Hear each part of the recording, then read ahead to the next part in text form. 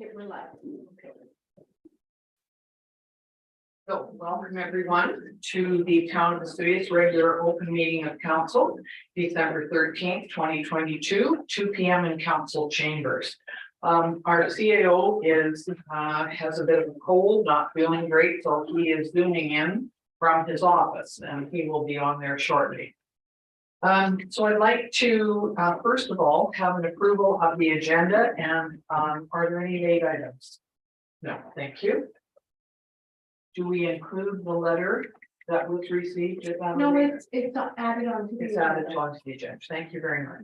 So could we have a motion, please, to accept the agenda as approved? Thank you, Councillor Ponarica, Councillor Kane, all in favor. Thank you. And we need to have the adoption of some minutes. That would be the regular open minutes from November the 22nd. 2022, the regular special open minutes from December the 6th, and the special open minutes from December the 7th.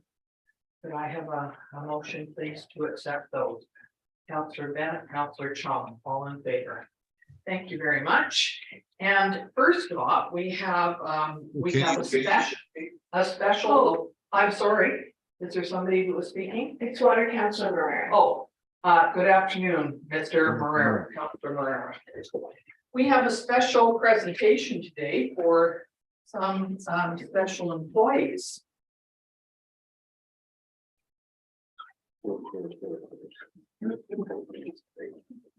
Shall I do it here? Yeah. Okay.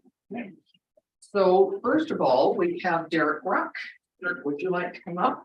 Derek has been an employee of the town for the last 20 years and grew up here. Weren't you born here and you grew up here? Half my life working here.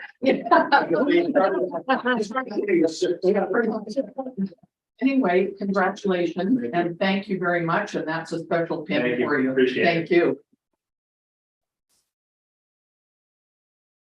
And we have the next one is Wyatt Nelms, who apparently you've sent out on a water call. He's on the water main break. Oh, okay. Well, we want him to fix that, not this. So Wyatt, who also grew up here, has lived here all his life, I think, has worked for the town for 15 years. So maybe I will get you, Derek, would you mind taking that to him? Thank you so much. And the last one is Brad Garska. Brad has worked for the town for the last 10 years. Thank you very much for your service.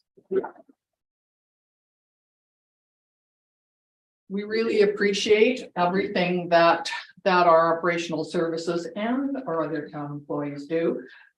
They keep our town beautiful, clean, safe. I think you were out this morning, somebody clearing off the ice and the snow. Way to go. Thank you very much. Thank you very much. Have a good day.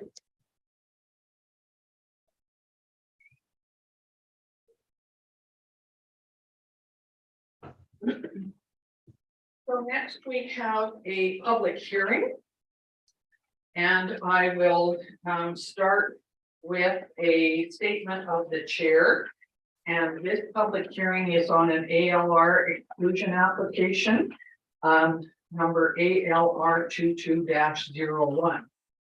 So this public hearing is convened pursuant to section 464 of the Local Government Act, RSBC 2015, to allow the public to make representation to council respecting matters contained in the ALR exclusion application number ALR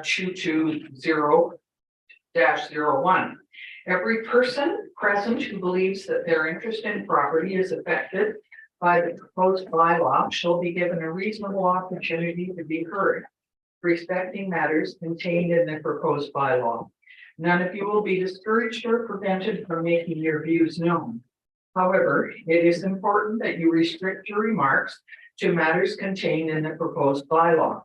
If you wish to speak once it is time for public representation and you are attending in person, please proceed to the microphone and commence your remarks by clearly stating your name and address. If you wish to speak and are attending virtually, please virtually raise your hand. If you are unsure how to do this, you can find the information on the town's website. It will be your turn to speak once your name or phone number has been called. Your microphone will be unmuted and you may commence your remarks by clearly stating your name and address. Once you finish speaking, your microphone will be muted. If they wish, members of council may ask you questions following your presentation. However, the function of council at this public hearing is to listen to you rather than to debate the merits of the proposed bylaw. In accordance with the council procedure bylaw, presentations by members of the public shall be limited to a maximum of 5 minutes each. If a person has additional information that they are unable to provide within that time frame, they shall be given further opportunity to address council after all other interested members of the public have been heard a first time. Please refrain from applause or other expressions of emotion during this public hearing so that we may ensure as impartial a hearing as possible. After this public hearing is adjourned, council members will not speak to the public on this matter until after the matter has been dealt with at a public meeting. After this public hearing has concluded, council may, without further notice, give whatever effect council believes proper to the representations made at this hearing. So, let me get this in order. We're going to I'll ask Mrs. Hilton to do the confirmation of notice requirements, please. Thank you, Mayor Recorder. Confirmation is to give notice that this public hearing was given in accordance with the Local Government Act and the Community Charter by distributing the notice as follows. Publishing in 2 consecutive editions of the Times Chronicle on December 1st and December 8th of 2022. The notice was placed on the bulletin board at the town office and the Planning and Development Services Department on December 1st. Posting the notice on the town's website on December 1st, and it was also distributed via the town's e-news on December 1st. Notices were mailed out on November 30th, and they were also hand delivered within a 60-meter radius on November 30th. Thank you. And could you please do the summary of the staff report? Thank you. The purpose of this meeting is to seek public input on the ALR exclusion application number ALR 2020-201, file number 66769. Council has authorized staff to proceed with the notification process during the regular open council meeting of November 22nd. And the ALR exclusion application for 6814 97th Street is to exclude 0.086 hectares or 2.12 acres from the agricultural land reserve in order to facilitate the subsequent rezoning and subdivision of the property. Thank you. So now we're going to go down to correspondence received. And there was one letter that was received from Jared Law and Kristen Garner, and that has been included in the minutes or in the agenda. And so I'm now going to go on presentations. Sorry, planning technician Curtis will read her. I apologize. Go ahead, please, Ms. Curtis. Thank you, Mayor Recordoff. So this public hearing is for the ALR application for the property located at 6814 97th Street. And please remember that there is a third reading for rezoning, but this was strictly for the ALR application. So our recommendation is that council pass a resolution in favor of the town forwarding the agricultural land reserve exclusion application number 2201 to the Agricultural Land Commission for consideration, subject to any further comments. So within the report, there is the property details. So the current home of the property was built in 1971, and there's been no farming activity that's taken place on the properties over the last 50 years. And the property is located within the Meadowlark Plan area and is bordered by single-family homes to the north, south, and across the highway. So the property is located within an 8-lot subdivision, 7 of which have been developed. And the house is currently, the property, I should say, excuse me, is currently serviced by town water and sewer. If the AR exclusion is approved, the property does intend to move forward with this zoning bylaw amendment application, which is, like I said, currently sitting at third reading. So There is a total of 288 hectares of agricultural land reserved within Osoyoos. And most of Osoyoos's ALR lands are in active agricultural production to some degree or another, with a few exceptions, such as the Osoyoos Golf and Country Club, which is a non-farm use and allowed by the ALC. Please note that the land is currently designated as a medium high density residential. And the Meadowlark plan area was identified within the town's previous official community plan as a future growth area. And the properties within the plan are meant to transition from agricultural uses to other uses. The town of Osoyoos is responsible for making applications to the ALC on behalf of applicants through their online portal. Exclusion applications supported by council are forwarded after receiving their support to the ALC for a final decision. So planning and development services support the proposal to exclude the property from the ALR, as the property is currently designated as a medium high density within the OCP and is located within the Meadowlark plan area. The subject property has been agriculturally inactive for over 50 years and is connected to town water and sewer services. The Meadowlark plan area has been identified within the town's OCP as a future growth area and has been the town's objective to have all of this area removed completely from the ALR. So option one is that council pass a resolution in favor of the town forwarding the agricultural land reserve exclusion application 2201 to the ALC for their consideration, subject to any comments. And that option two, council determine consideration for the ALR exclusion application 2201 should take place at a later date. And option three, instead of option two the second time, is that council reject the application. And staff are recommending option one. So implications, community, we're making sure that there's a timeless plan, supply of land available to support economic and community development goals. Organizational, should a resolution pass stating the town's intent to move forward with the ALR exclusion application, and provide the application to the ALC for their consideration, we will do so through their online portal, and then await for them to provide a decision in writing on whether they refuse or approve with or without any conditions they may have.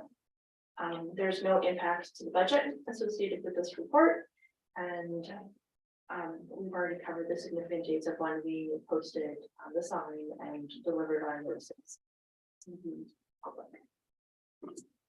And sustainability, the release of the land, subject lands from the ALR would present the potential for info residential development within an already serviced area and is in conformance with the town's OCP policies and with the agricultural land reserve exclusion application policy.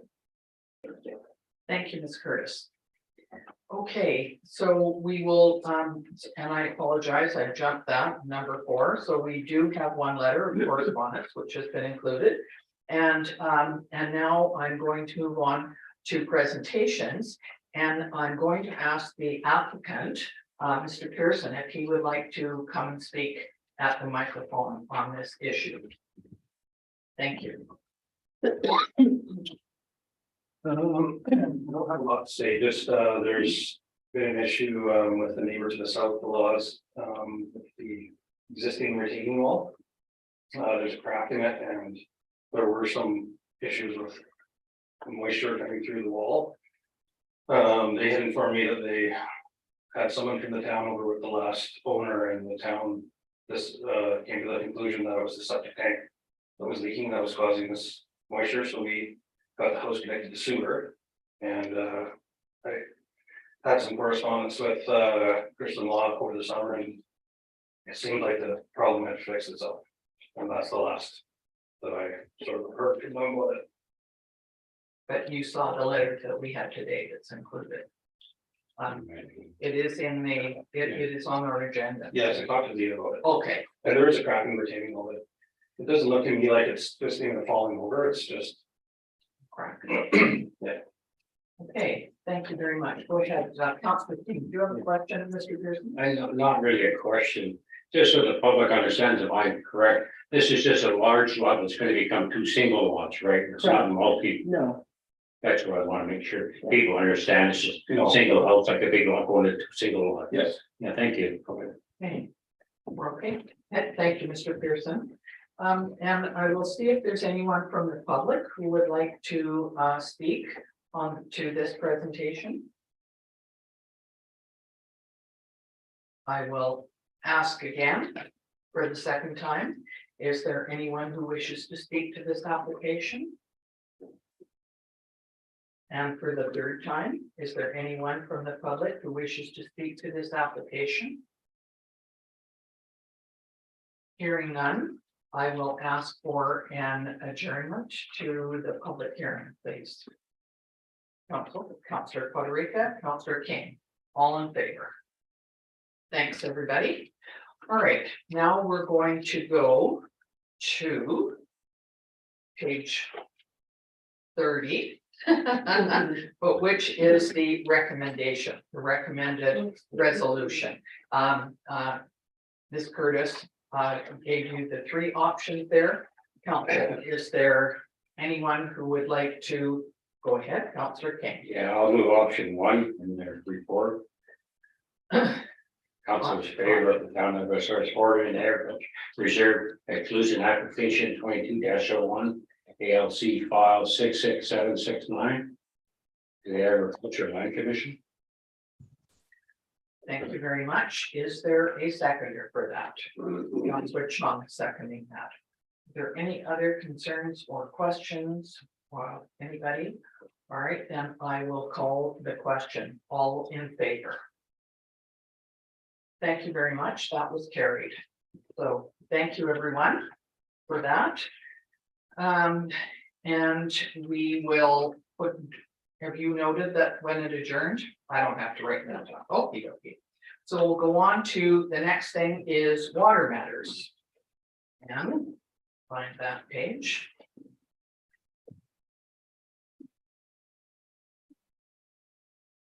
So, this is for Water District's 89 financial accounts and to report on expenditures for accounts payable for water counselors and council to receive. So Water District cash requirements to December 15th are in the amount of $20,426.38. Could I have a motion, please, on that? Councillor Appleby, Councillor Moreira, are you seconding that? Yes. Thank you. So, all in favor? Thank you very much. Water Councillor Moreira, are you in favor? Yes. Thank you. He moved it, so we assumed he would be, but you're quite right, we need to check. All right, we're now going to the water rates and regulations amendment bylaw, and I'm going to ask Mr. Zackel, please, to speak to this. Thank you, Member Cardon. So the first one is water rates and regulations amendment bylaw 135503/2022. The water rates are increasing by $65.40 for family residents, with $30 of this increase going to a water sustainability fund, and the other rates were being increased proportionally. The financial plan was made available to at the town office and on the town website on November 22nd.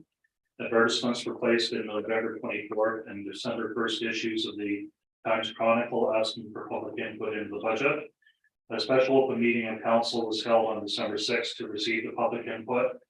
A special open meeting of council was also held on December 7th to review and discuss the 2023 to 2027 financial plan budget document. Bylaw 1355.03 received first three readings at the December 7th open meeting of council, and this bylaw is now before council for adoption.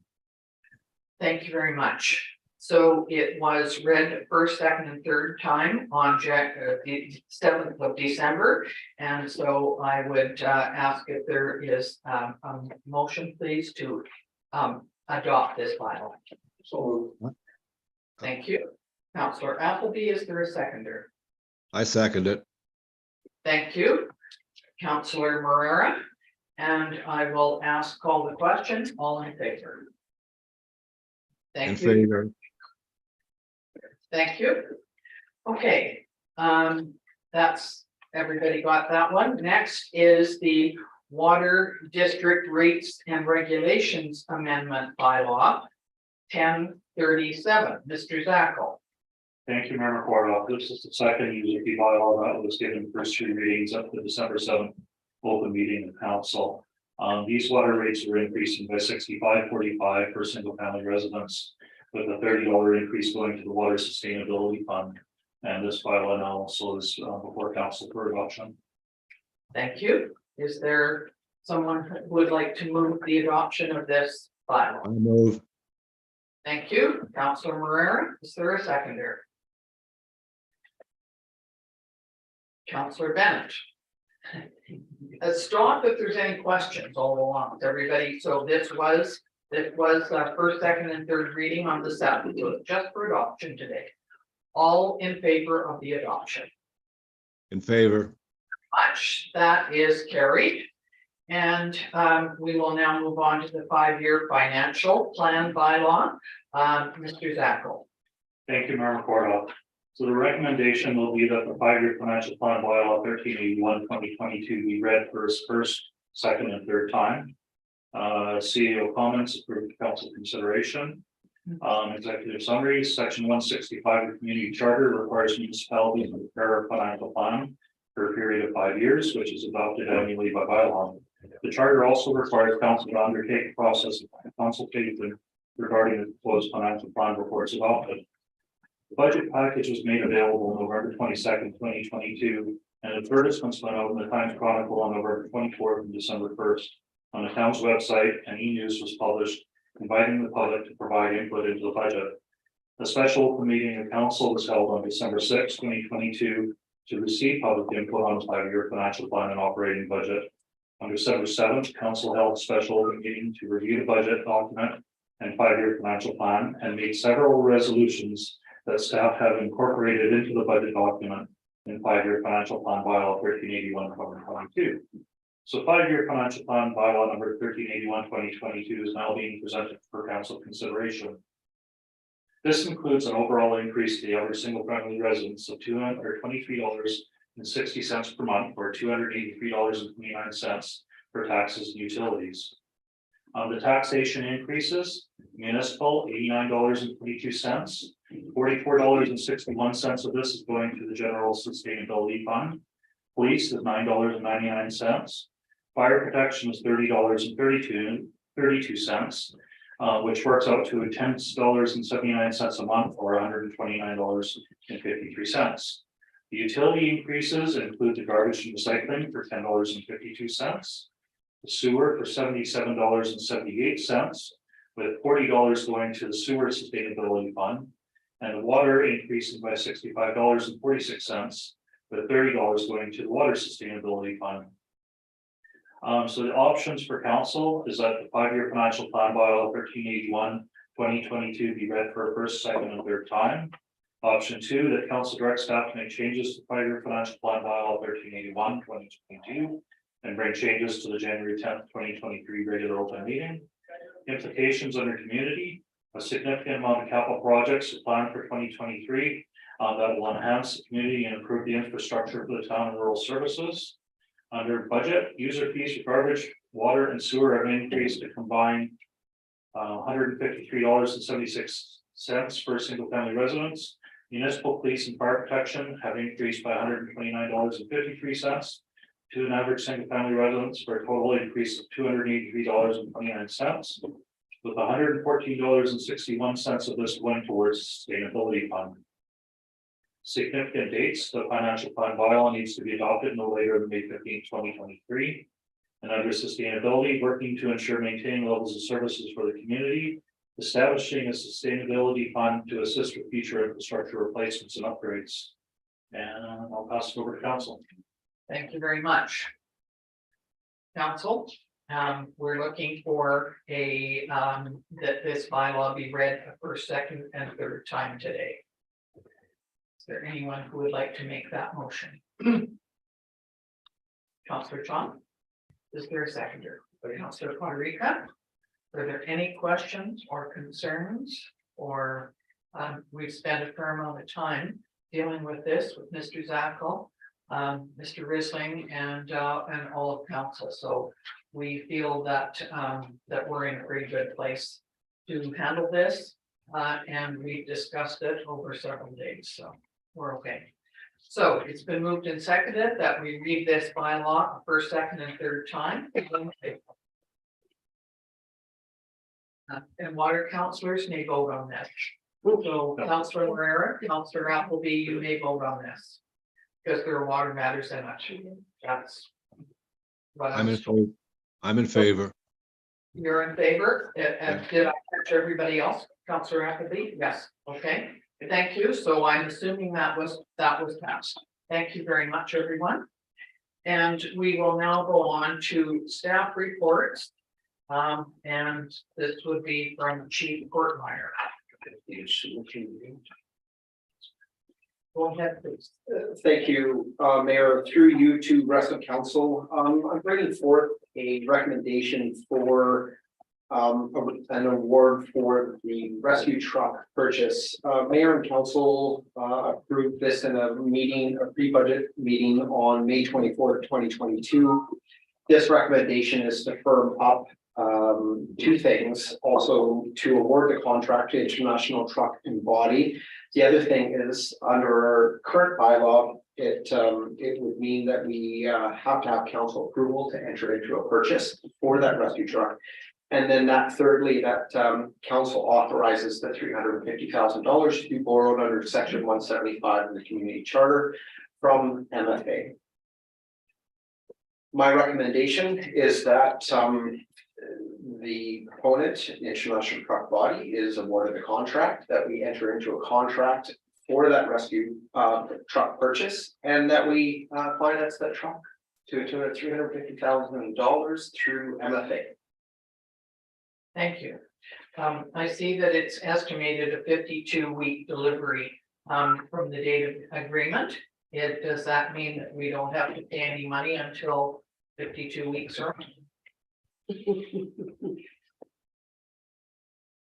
Delivery timeline is under post-COVID.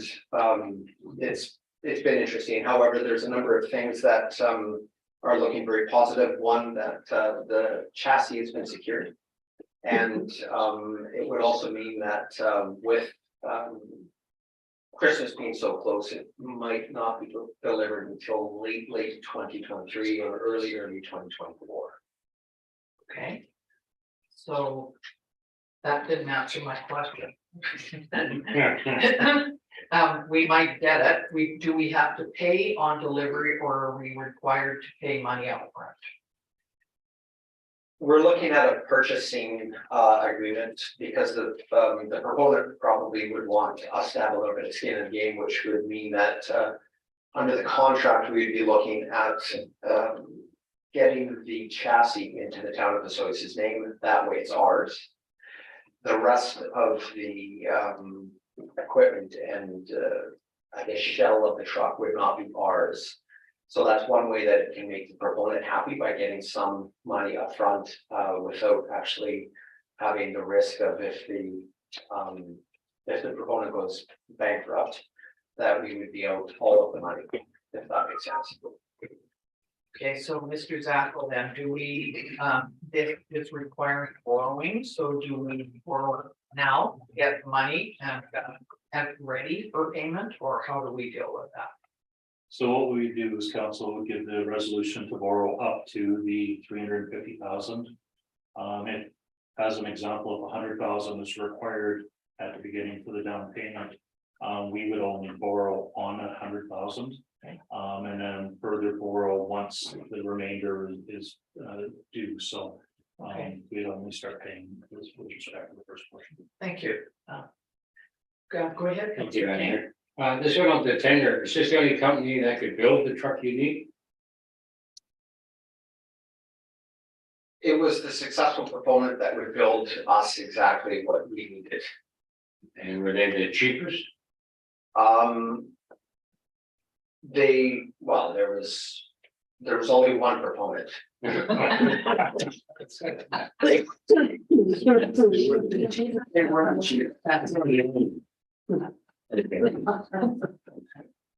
right. Council, what is your wish on this one?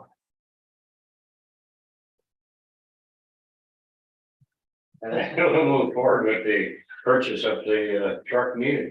Okay, and Councilor Puerto Rico, you're Okay. seconding that. Is there any other questions or concerns? Okay, I will call the question. All in favor? Thank you very much. Thank you, Chief. And we will now look at the. Sorry, we have two. We have to.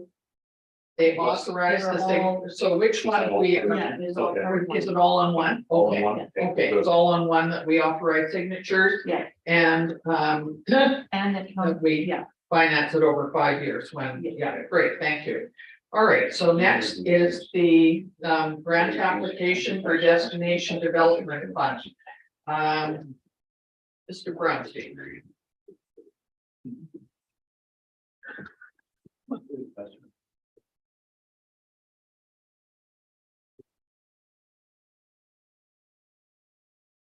Thank you, Your Worship.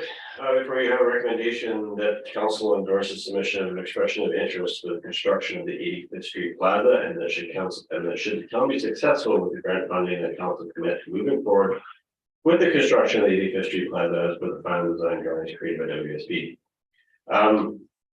Earlier today, council was provided with draft design drawings for the plaza at an approximate cost of $1.53 million. This is an expression of interest that we require council's endorsement to continue to move forward with, and now comes down to the question of whether or not council wants to continue to move forward with this project. I will leave it in your hands. So we did have this on the agenda this morning, and we saw quite a few things from a small plaza that we thought we needed a little bit of water and electricity and some shade, to a very elaborate set of drawings, which look terrific, but we need to have a look at whether we do the expression of interest. Does that commit us to paying 1.5 million? Yes, your worship, it does commit us. That is stipulation of the expression of interest that the council would endorse this project. If council decides not to endorse the project, we will pull our expression of interest and no longer pursue the grant funding. Council, go again. Oh, yeah, I'm talking. Personally, I can't support going ahead for 1.6 million. If you don't get the grant, I don't know where we have to borrow the money. And I'm not really in favor of that. But through the drawings, I think there's some exceptional components, and I just want to ask a couple of questions. Because when this was first brought up, we definitely need some type of shade. So with your drawings, if we chose to move forward, can we just say put the shades you presented as part of, like, as a first step? If we move forward? The council came with something I could bring up to the consultant and find if there is a way to base this. The struggle would be the fact that if we put the shade structure up now would be how we mounted it. And again, this is the question I'd have to ask the consultant, but I'm sure we could move ahead with some sort of shade structure if that is council's direction. I mean, I could definitely support some shade structure. The three things I think that were important in the past was some type of water, whether it's a water fountain or where people could fill up their water bottles, because it's definitely hot, and shade. So if there was a way to bring back some type of report or information on what that would cost to put up that type of sales, which I think would be pretty fancy and a little more expensive than kind of a lean-to where those little tents we put up that blew away. I think it would be a substantial first move in the right direction.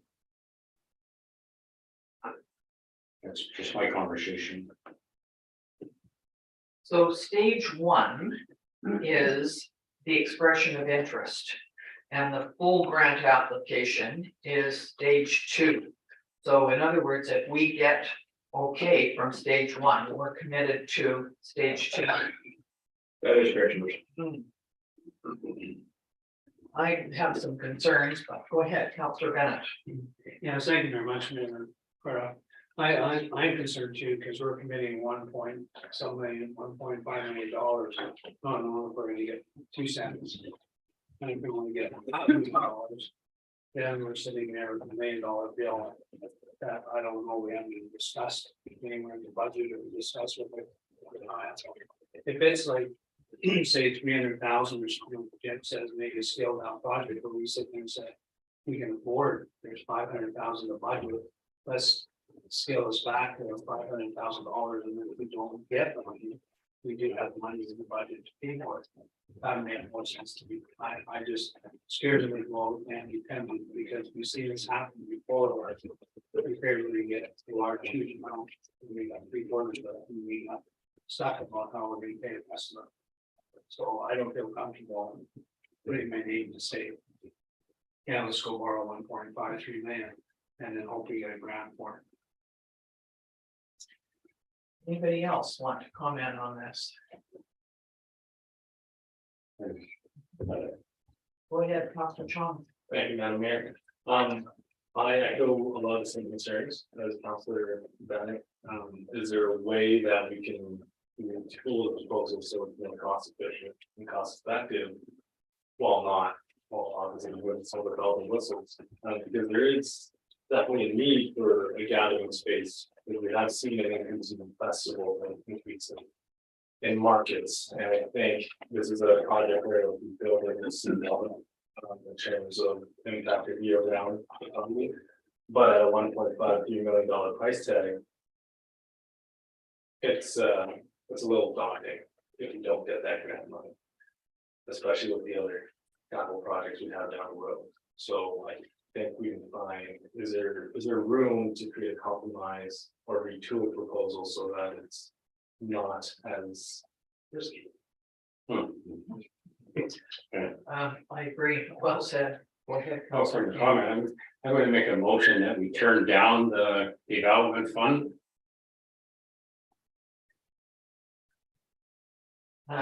That's submitting it forward, moving it forward. That doesn't mean we can still add stuff to the project or do something different. Is there a concern that's already been submitted? Oh, there's no concern. Well, I do, did you had your hand up first?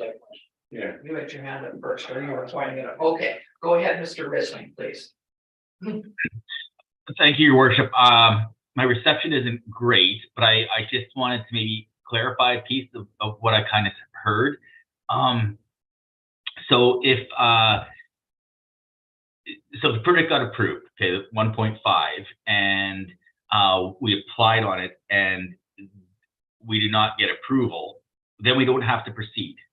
You know, council can always change their mind. If we get $0, we don't have to proceed. And I thought I heard a comment that, no, we're committing to the 1.5 today, even if we get $0 from a grant perspective. So again, it might be the connection here, but that's what I thought I heard. But I just want to make it clear that, say, you don't have to pull 1.5 now. If we get no grant comes through, we can always change our mind. Thank you. One thing I just want to clarify to with Mr. Risling is the fact that we may not get the million, but we may get 750,000. The problem is now you're starting to walk down the same path as you did with Legion. And unfortunately, Legion has left a sour taste in the province's mouth.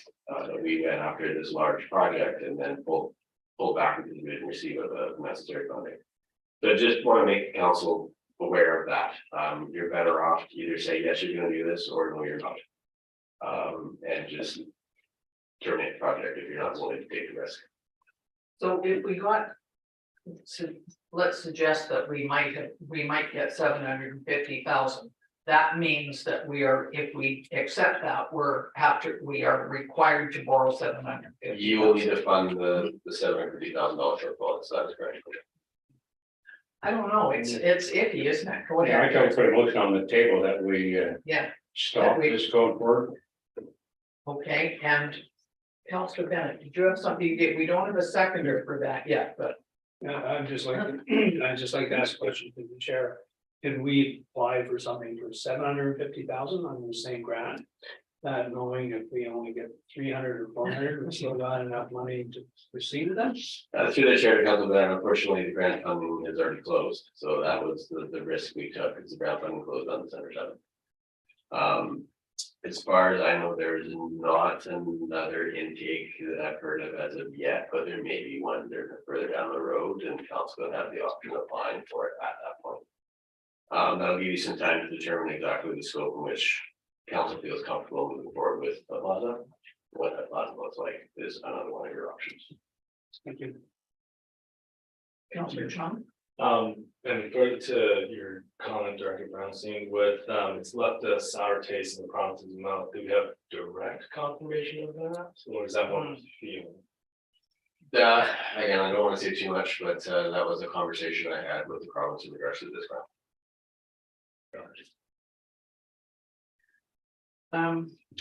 Go ahead, Counselor Rodriguez. I think the frustration here is, we started, our previous council started that project, Eden Plaza. They took some interim measures to close it off, see how things went, got some public dialogue. The response was there. We drafted a project. Looks fairly shovel ready, and for us to sit here, for it to sit there now and die to the side.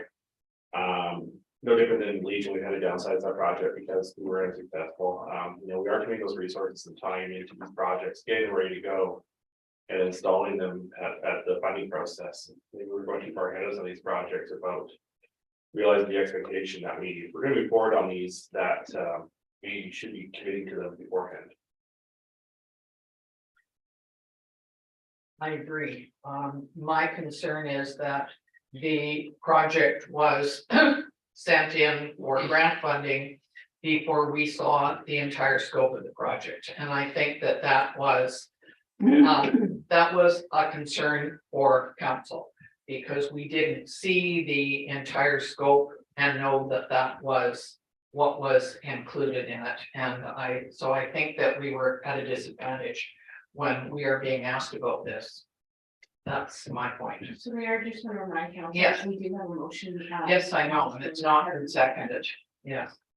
So, we do, yes, It's not that I don't want to see something down there. I just don't think we should go forward with this funding. And when we talk, we might get 3/4, we might only get a quarter. So we could be liable from anywhere from say 250 to 1.2 is our concern.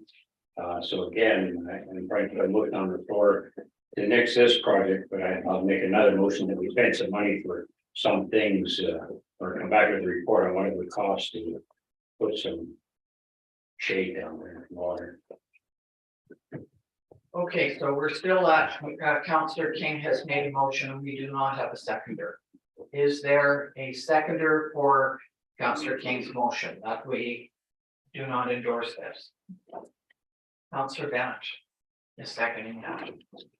Now, is there anyone else who wants to speak to this before we take a vote on this?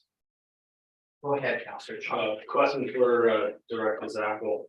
If we are not able to get sufficient funds for the grant application, financially speaking, how big of an impact would that be for our budget? We have approximately 300,000 earmarked in the RMI funding, I believe, for downtown revitalization. So the 300,000 could have been utilized towards the Fifth Street Plaza. It's the balance that we would have had to either find borrowing or reserves or surplus to be able to fund the balance. So hypothetically, if we got the full $1 million grant funding, we'd be having to come up with that additional $200,000 to make the project move forward. If it was partial funding, of course, it would be more. Thank you. So it's a tricky one for sure. So, we'll have to take a vote on this. So the motion is that we do not endorse this and we withdraw the application. All in favor? Against. So that has failed. Is there, so that then means that we need another motion? Okay. So is there somebody who would like to make another motion?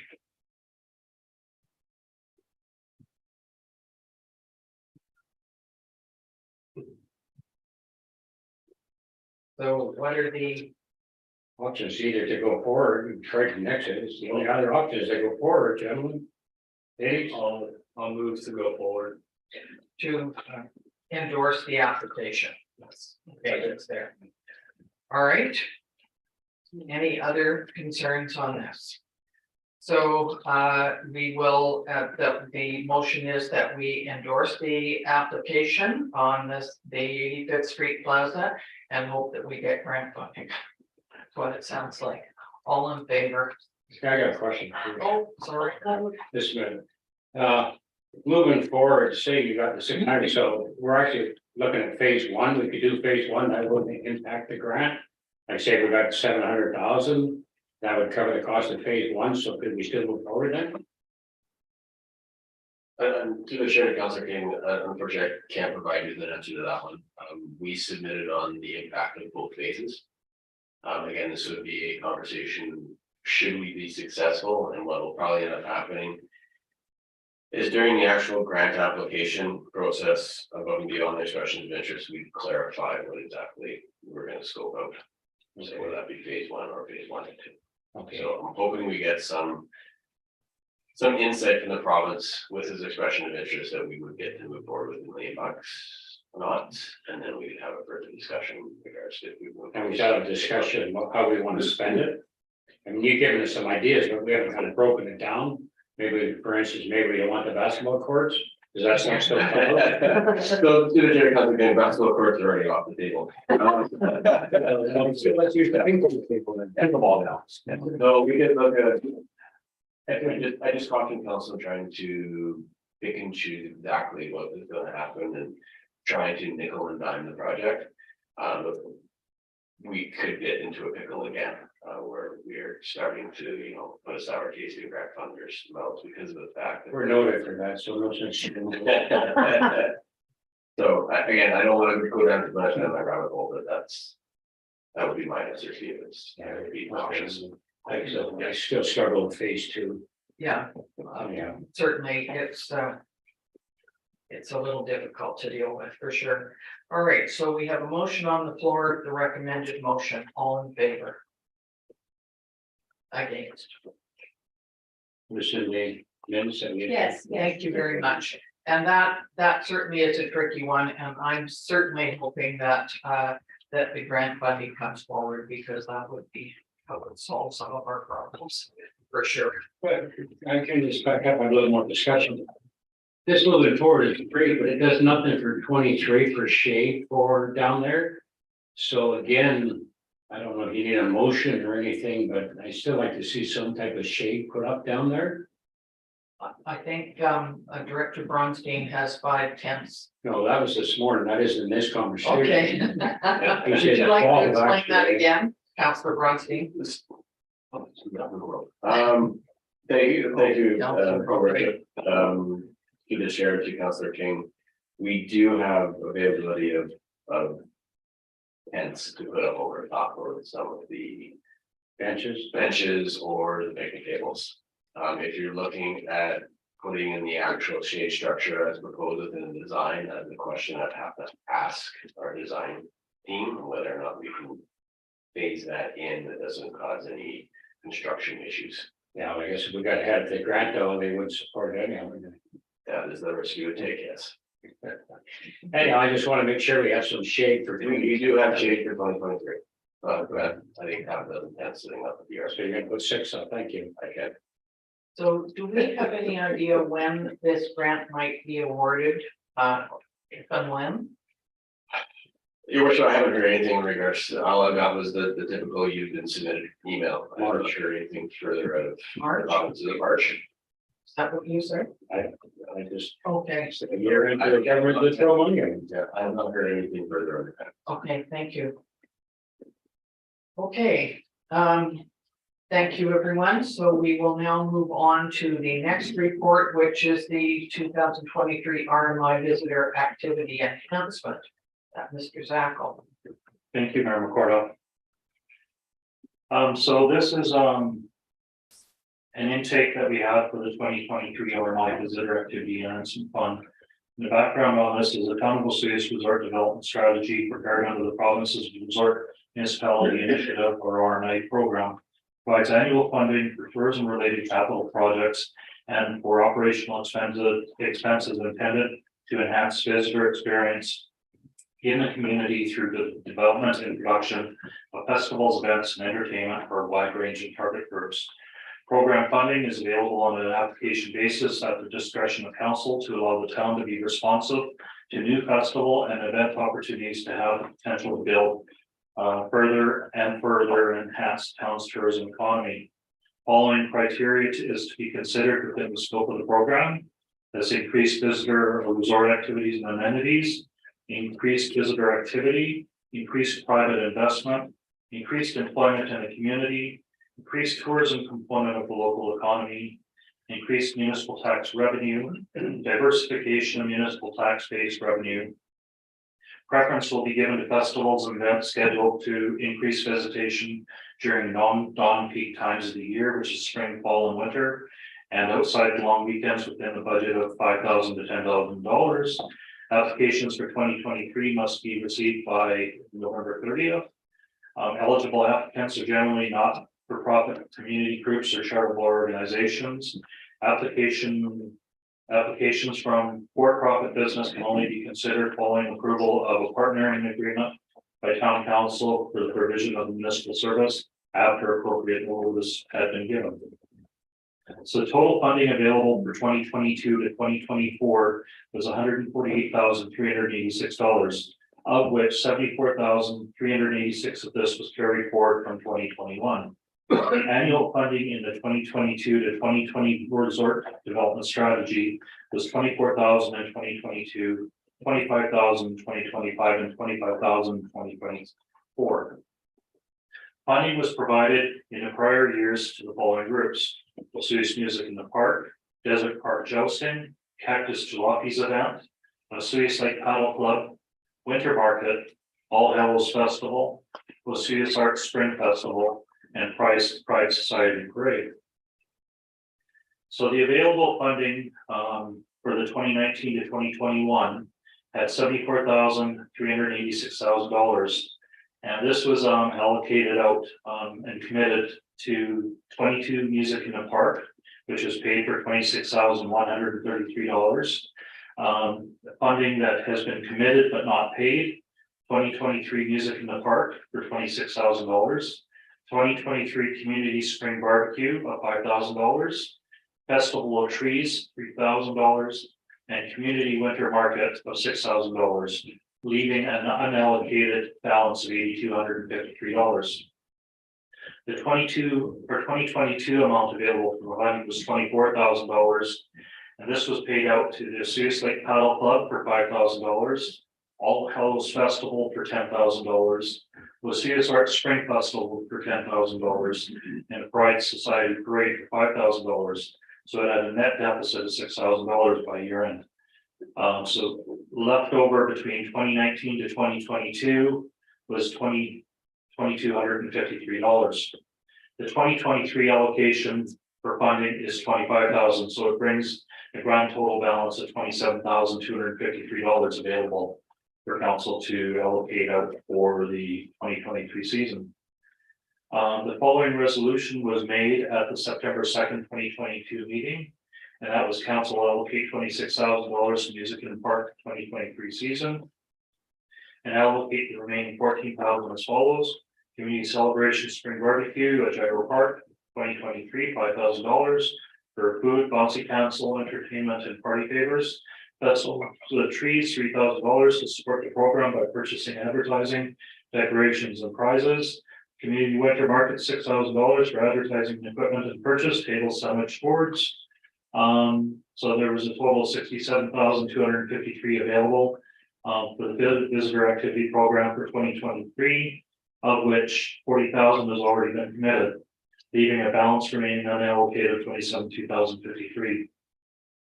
The summary 2023 request for funding received by the November 30th deadline, where the 2023 spring barbecue was the $5,000, which is a town function.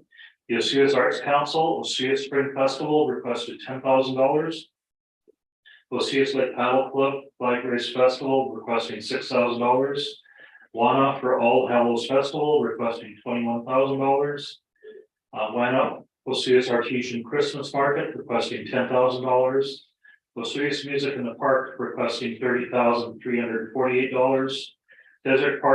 Desert Pickleball Club funding the Sun Pickleball Tournament requesting $10,000. SOS Pride Society for Pride's Art Festival, $10,000. And the Osuas Tennis Club for the practice area tennis courts at $10,000. So a total request of $112,348. So of the eight groups that have made application, I've summarized them down below. But at this point in time, because staff could not make a recommendation, there's so many requests in here that are good requests. What I would be recommending is this get forwarded to the Grant and Aid Committee to review and make recommendation back to council. To be fair to these organizations. Thank you. Can I go back about the Festival of the Trees? Yes, That, I don't think they had that this year. And I'm wondering if there was something else instead, and I see this was committed, $3,000. But I remember last month when somebody asked about it, it wasn't on. So I'm wondering if that $3,000, is that possible to move that somewhere else? That is possible. Okay, that is just checking. so if that activity isn't taking place, we won't spend those monies. Mhm. It then becomes available Or for something else. something Okay, else. Yes. thank you. Go ahead, Councilor King. Thank you, Madam. I just wanted clarity, this RMI activity enhancement fund, that's part of the big RMI funding, That's correct. and where does that number, like, is it a certain percentage of the big number, or how do we come up with 100,000, 40,000? So basically in the resort development strategy, the funding gets established through all of the intake from the local businesses that related to the resort. So they make recommendations. Town staff does up the actual strategy, and council endorses that strategy, which then gets approved by the province. So it's basically a 3-year strategy with the funding set up and established. So what was the total funding for 23? 23 was $25,000. Yeah. Okay, so it was, go ahead. One question, in terms of the applications for all these events, is there a stipulation for like financial statement transparency? Like, do we know if they're using the funding accordingly? Yes, so basically, all of these applicants that have made application before have provided their financial statements and their reports on their activities and fundraising that they did. And they have used it for the requested festivities that they provided. As an example, Sioux Music in the Park, they even went a step further and provided all of their actual receipts for the activity as well. So they have done that. The unfortunate part is it's been such a great thing for the community. As you see, it's totally oversubscribed for the funding that's available, and that's our challenge. So can I also say, Councilor Chung, that when the money is granted, 10% of it is kept back. And at the end of their event, they are required to send Mr. Zackel the sheet of expenses, and then he gives out the last 10%. Thank you. So that's a good thing to know. Okay, so your recommendation then, Mr. Zackel, is that that this report go to the people that are looking after the grant and aid along with Mr. Davis. That's right. And that you look at all of the events, grant and aid plus this in one, at one time. It would be the only fair way. Yes. Is there someone who would like to make that motion? Counselor King is making the motion, Counselor Chung is seconding that. All in favor? Can I guys? Oh, sure. I have like to ask some questions. It's oversubscribed, but I'm sure we're gonna get more people asking for money in the next 3 months. And I guess I referred to our show, which seems to come in late every time, and then they stir up a fuss that they want a bunch of money. And I understand they are moving forward. Yeah. We haven't seen any paperwork yet, just out in the world there. So is there any other money if people come forward past this deadline to support any function? I would recommend not, because Is it we've established, we put this out to the public, through advertising. Gave them a deadline for this intake. I think it would be unfair to these proponents that have made application to then give it to somebody that hasn't made the deadlines. I agree. Okay, sorry, Mr. Risling, go ahead. Madam Mayor, there is that community grant. Correct, Mr. Zackel, that we're gonna be advertising next year. So it's not, it doesn't fall under RMI, but it is a separate grant. One of the things administration is hoping to do for 2024 is to advertise both those grant opportunities at the same time, likely September, October. And because some of the applicants are almost similar, and so that's one of the proposed changes we're going to make next year. So I just wanted to add that clarity. Mr. Zackel is 100% correct. The RMI funding, well, once this money is gone, it is gone. So just wanted to add that additional clarity. Thank you, Madam Mayor. Thank you very much. You're quite right. So we haven't taken a vote on that yet. Did you have another question? Go ahead. Little question. Of all the applications, what I'm noticing too, and don't get me wrong, I love it, so it's beautiful and hard. But the main difference is it seems like there's no fund raised for this event, while all the other applications have a good percentage that's raised. Is there a way for us to actually suggest that there, even if they were able to raise 15%, that frees up some funding for at least potentially Soyuz Lake out of the club, so that they could have some funding as well? The only thing I would say to that is that the music in the park has probably has the most number of people attending, so they can have easily 800 or 1,000 every week, and it goes on for 11 or 12 weeks. So it's not just a one-off event, so it's really 12 events. So we kind of have to look at it, I think, in that perspective too. But if they've always advertised it as a free event and it's been paid for out of town. So you're right. I mean, maybe the group that looks at these things could come up with some suggestions for all of them. No. So Councillor Chong is correct. You want these festivities to be partially sustainable. And not be 100% reliant on town money or grant monies. And having some of these groups and the majority of these groups have done fundraising, have done organizations and sales and things of that nature. So that we can see that they're putting in gifts for that. Sometimes that's why it's good to limit the amount of funding that's actually being given out. And if they want to have that event be at a certain level, they do the extra work to get the money raised to make that activity successful. So. And that's absolutely something that the group can look at when they do the analysis of what's going on. So that hasn't been set up yet, but Mr. Davis will be dealing with that, right? Okay. So where are we? We voted. Let's take a vote. All right, so it's been moved and seconded. that this go to the grant and aid, committee meeting. All right, all in favor?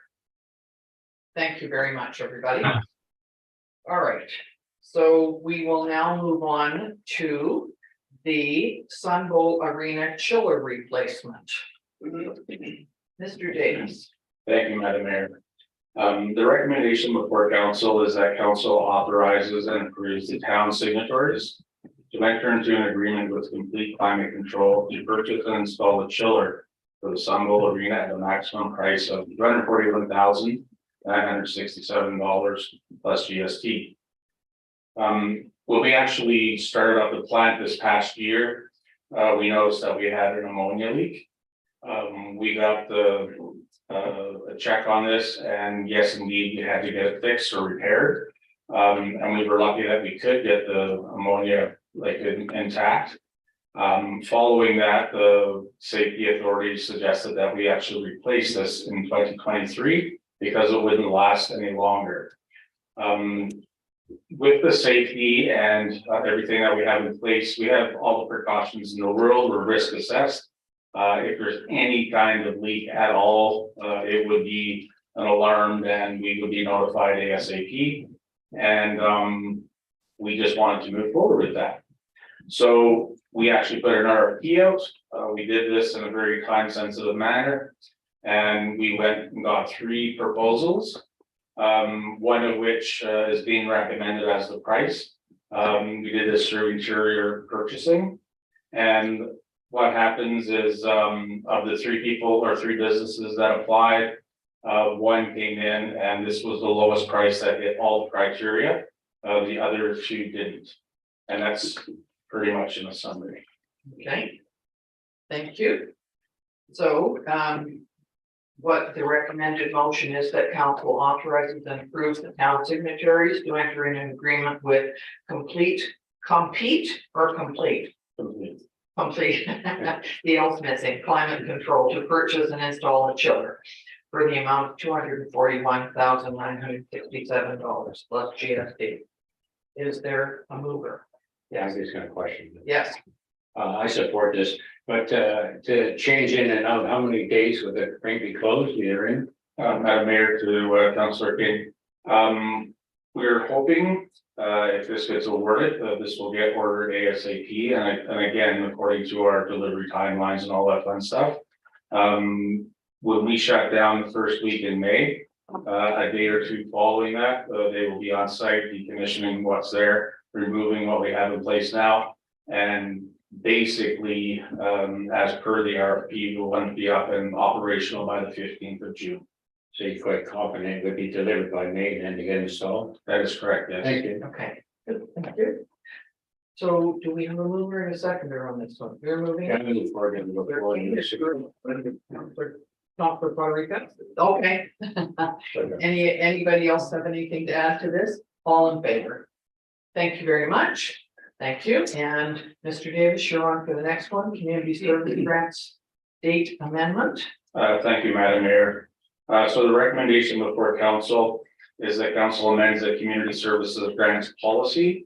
During our budget discussion, we had concern, or council had a concern that the timing for certain groups and organizations to receive funding through this grant application process was a little bit tight. So we're bringing back a recommendation to adjust that, put it back 2 weeks. So instead of being the last or the 4th Friday in February, it'll be the 2nd Friday in February.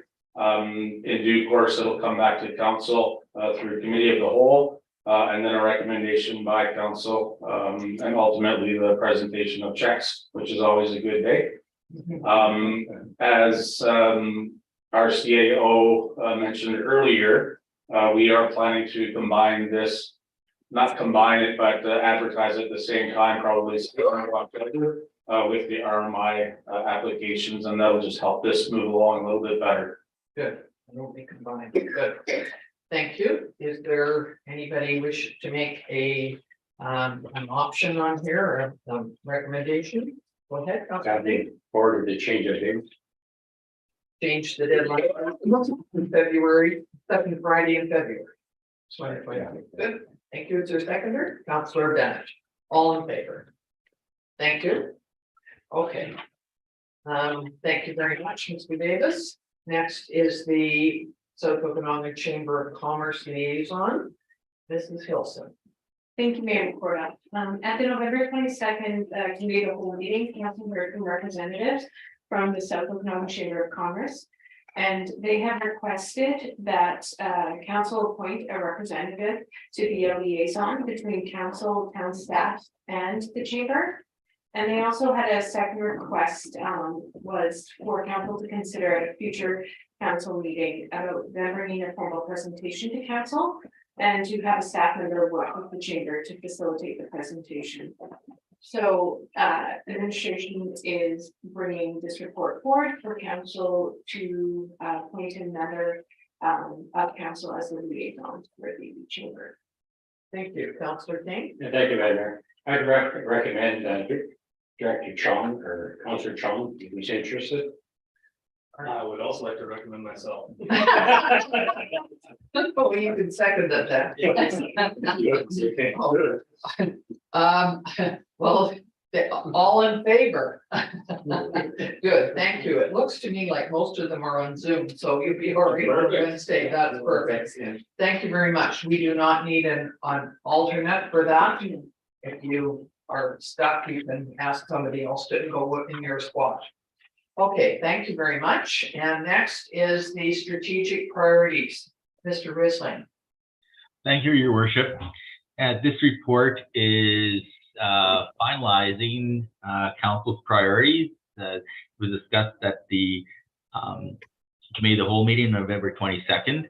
And so what we have is a one-pager that identifies council's priorities, and we also identify some of the administrative things that we're doing. And so the intent here is to pass this one-pager that council has basically put together.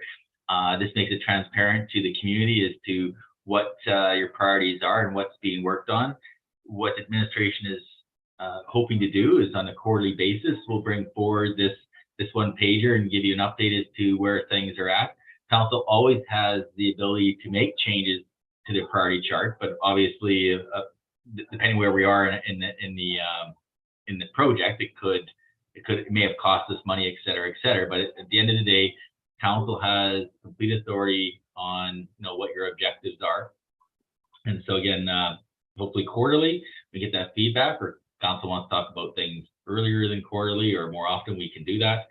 And so this report comes forward looking for council to approve the attached strategic priorities plan. One more thing I just wanted to indicate within the one pager, I know we mentioned it at the committee of the whole meeting, but at any given time, we're working on council's top 5 priorities. Council has several priorities, and as we cross one off or get one completed, council can move forward one of the others that are contained on this page. So it gives a really good transparent model for our customers and citizens of the town to see where you folks are going. So I'm available to take any questions if you have any. Thank you. Thank you very much, Councillor King. Yeah, I know that's a You question. again. Thank you, Madam Mayor. I guess I just point this maybe to Director Davis under number 3 under community services, that childcare needs assessment and relating. Is that still relevant as we speak today with a new daycare opening up in town? Yes, Councillor King, we're actually still in the process of working with that. So come January, we'll have an RFP developed, and hopefully shortly thereafter, we'll get that process started. Thank you. And I like the fact that it's all there on one page, the strategic priorities. That was something that came out of our workshop with Gordon McIntosh. And when I look down the list, I can see that some of these things have already been started. Some of them have been acted on. And so I think that's well done to staff to get that up and running so quickly, because that was just a month ago that we had that workshop. So we're looking forward to having regular updates on this strategic priorities chart. So did you need we need a motion, please, to approve the strategic priorities agenda? Counselor, did you have a question? Yes. I just want to clarify that with the bolded council priorities numbered 1 to 5, they aren't in order of importance. No, They're just, they could have been bullet points. So I just want to clarify It should that. be bullet. right. Yeah, they should be bullet points for all equally important. Absolutely, you're quite right. Top 5, that's it. Alpha. Yeah, okay, so could we, perhaps we could adjust that, Mr. Risling, and when we redo this, we'll just put bullets there rather than 1, 2, 3, 4, 5, because it looks like it's rated. Thank you. Okay, so we have a motion to approve this. Councillor Federica is moving that, Councillor Chong seconding it, all in favor. Thank you very much. Next is the general net payroll and Sunville Arena financial accounts. So as of December the 13th, general cash requirements are in the amount of $701,861.24. Sunville cash requirements of $16,935.96. And net payroll accounts of $114,238.95. So could we have a motion, please, to receive or to request additional information? Number 1. Councillor Bennett is moving that, not seconding it. Councillor Federica, all in favor. Thank you, everybody. And we will now go to the building report. And I see that we have a couple of single family dwellings and some renovations. I thought it was interesting, the first one on there, there is a swimming pool retaining wall. And this is what it costs to build swimming pools these days, $150,000. That's quite a lot. If you've seen it, I would say I have seen it, and the retaining wall is likely what's costing the most money to get this. So it totals $1,175,000 this month, and total to date is for 2022 is $30,304,000. So that's quite a lot, only $2 million more than last year at this date. So could we have a motion, please, to receive the building permit report for information? Councillor Bennett, Councillor King, all in favor. Thank you.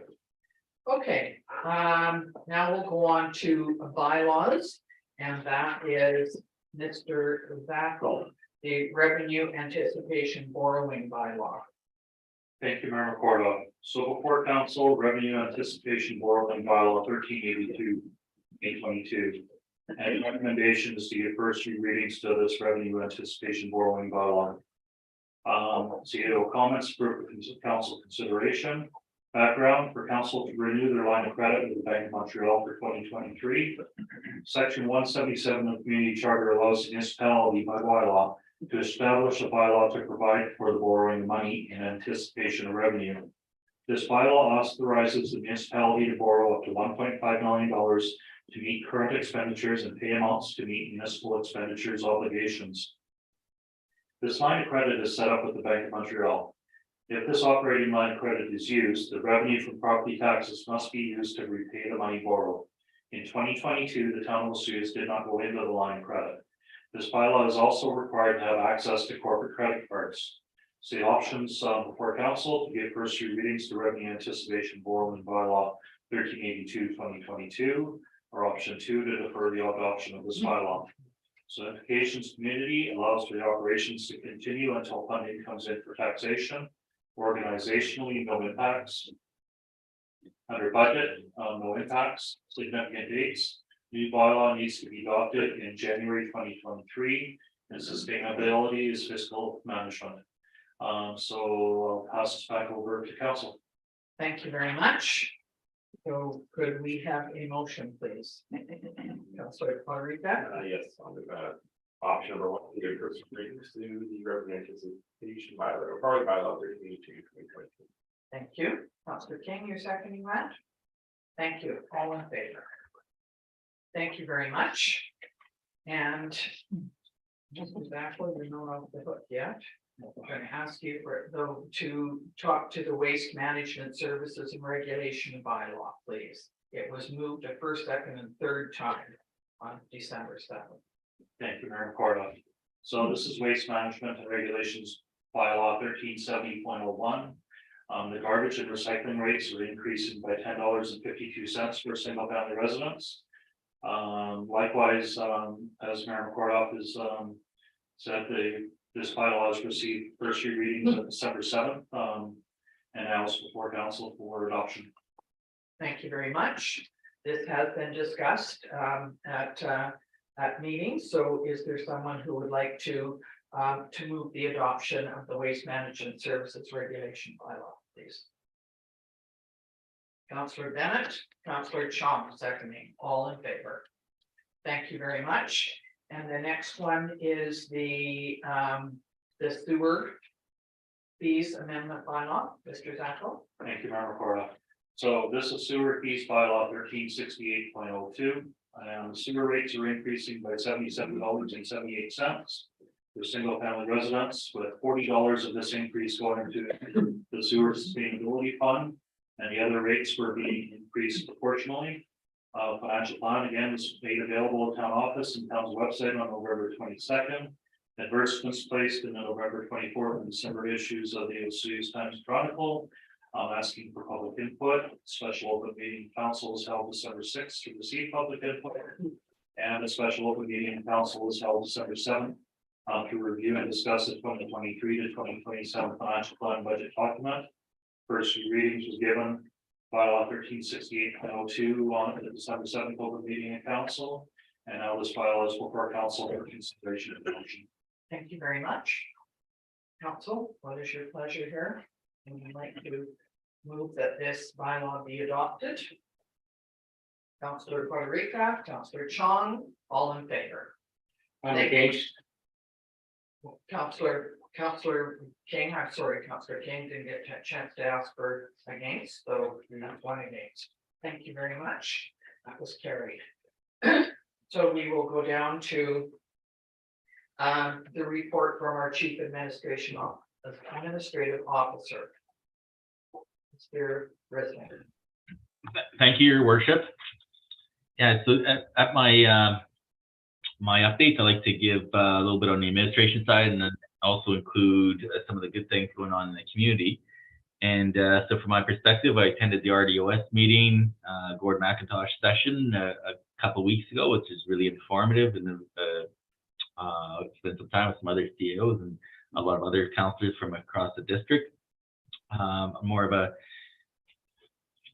fun thing from the community's perspective. Community services assisted with the Jingle Bell Run, which went well, even though it was a little chilly this past weekend. Jingle Bell Rock is coming up on December 17th at the Sun Bowl Arena. And Elf in the Park is continuing, and it's going well, and wish everybody, all the people luck that are following the Elf.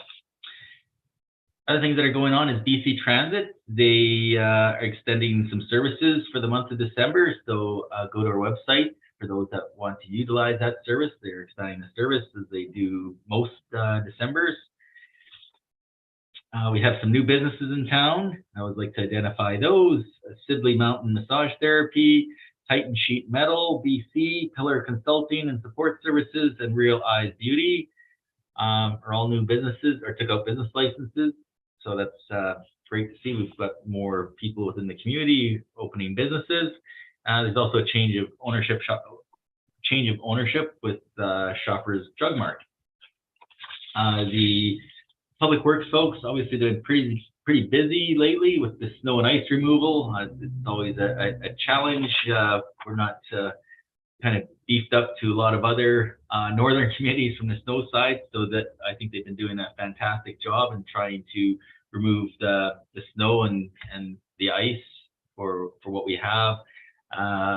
Going downtown, looking at all the installation of the seasonal lights. I think it just looks fantastic. So a big shout out to the group there that put those up. And the other thing that's probably of interest to people is the old curling rink or museum or whatever building you want to call it down at Gyro Park. That RFP has gone out and it closes January 4th. So that project is moving forward and hopefully taken down and all cleaned up prior to the start of the big tourist season.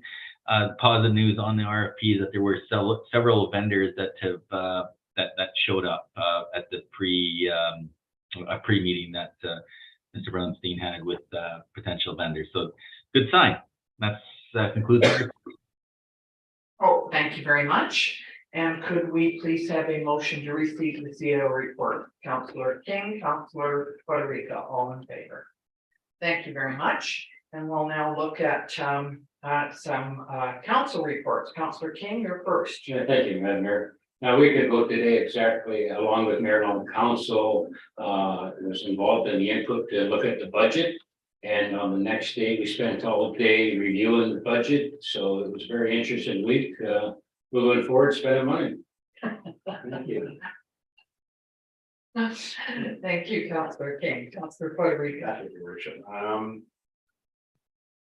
Attended some pretty attended the destination CSAGN with their stakeholders, and of course had the pleasure of first, which is slide up in a while, with Councillor King and yourself.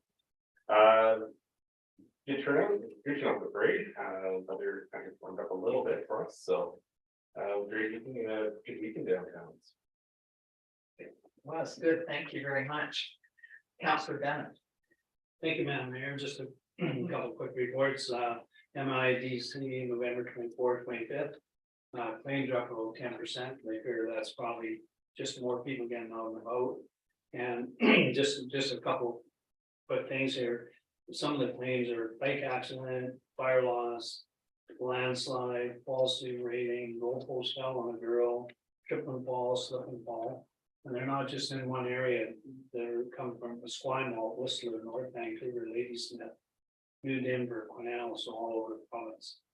And then December 5th, trails in Okanagan, and basically there's everybody's just kind of waiting to get the package on the table for most of the communities. Thank you very much. Councillor Chong. Thank you, Madam Mayor. December is always a busy month. We attended the Fire and Ice event at Spirit Ridge on the 26th of November. One of the best events I think I've ever attended in the off-season winter. Fire dancers, acrobats, the food was amazing. BFRB, very food, very catered. So I think this is going to keep growing. So it's a welcome addition to the community. And then the Jingle Bell Run. I would like to congratulate the top 3 finishers. So Matt finished first, Casey was second, and my wife finished third. I was fifth, running in the Santa onesie. It was very hot. But again, it was great to see the community just come out and just join together. We did the walking or running, and we had one of the hockey teams. One of the hockey teams came out too. So a bunch of kids just running around. So it's great. I think for next year we should have a little bit more of a focus on clearing out the road. There were some areas that were a little dicey. Depends on the weather. Exactly. Yeah. Then the light up was a great experience. Never walked in the parade. I think we'd like to see a few of the other councilors there maybe next year. And the Assoudi Lumberton Christmas Market. I think it's a good proof of concept of how the proposal set up by Director Brownstein can be very applicable. And that concludes my report. Okay, thank you very much. So I'll add on to some of those. First of all, I've been at several regional district RDOS meetings. I was at the usual meetings, which are every 2 weeks, where we have quite a long agenda. And they normally go from 9 o'clock till about 3 o'clock on a Thursday. We also had Gord McIntosh, who talked about what was it this time? Not strategic planning, it was goalpost or something like that, I forgot. Anyway, he does do a great presentation. And this one, of course, was to directors from the regional district, but there were several counselors there from all of the areas as well, and CAOs. And so one of the things we did last week, we had an added workshop, was on business planning workshop. And we were looking at what are the things that need to be done from a district point of view. And one of the big ones was government effectiveness is enhanced by communication and citizen engagement. So it's something that's talked about locally at council meetings and also at the regional district. And lots of things, you know, good measurement is essential to good management.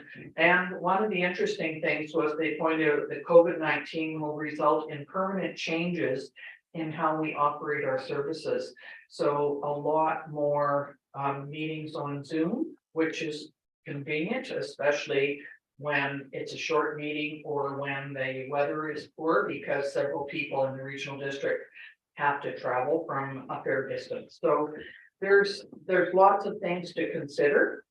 And we are doing strategic planning again with Gordon McIntosh in another 6 weeks.